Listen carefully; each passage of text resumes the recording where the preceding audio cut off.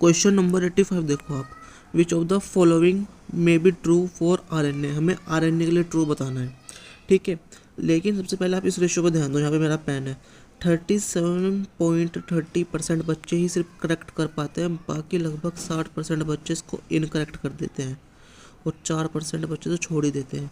क्यों? क्योंकि हम डीएनए में पढ़ते हैं कि A इक्वल टू टी और G इक्वल टू सी। तो बच्चे को लगता है कि यहाँ पे आरएनए के बारे में पूछ रखा है, तो इसका ये हो जाएगा टी की जगह यू आ जाएगा, टी की जगह यू आ जाएगा, तो सही आंसर ये हो जाएगा।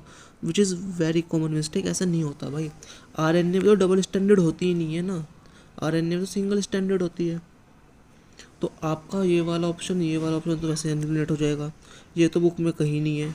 डीएनए के लिए हम पढ़ते हैं ए इक्वल टू टी और जी इक्वल टू सी। यहाँ पे बच्चे को लगता है कि यू आ रहा है, तो टी की जगह यू आता है डीएनए आरएनए में, तो ये आंसर होगा। ये भी नहीं होता, इसका आंसर ये होगा बी।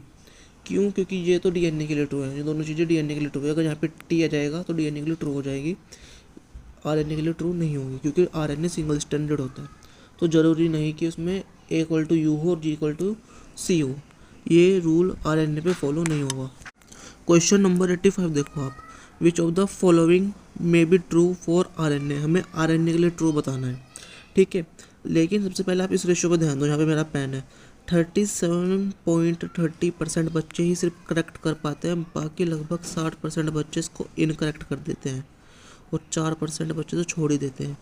क्यों? क्योंकि हम डीएनए में पढ़ते हैं कि A इक्वल टू टी और G इक्वल टू सी। तो बच्चे को लगता है कि यहाँ पे आरएनए के बारे में पूछ रखा है, तो इसका ये हो जाएगा टी की जगह यू आ जाएगा, टी की जगह यू आ जाएगा, तो सही आंसर ये हो जाएगा। Which is very common mistake. ऐसा नहीं होता भाई, आरएनए में तो डबल स्टैंडर्ड होती ही नहीं है ना, आरएनए में तो सिंगल स्टैंडर्ड होती है।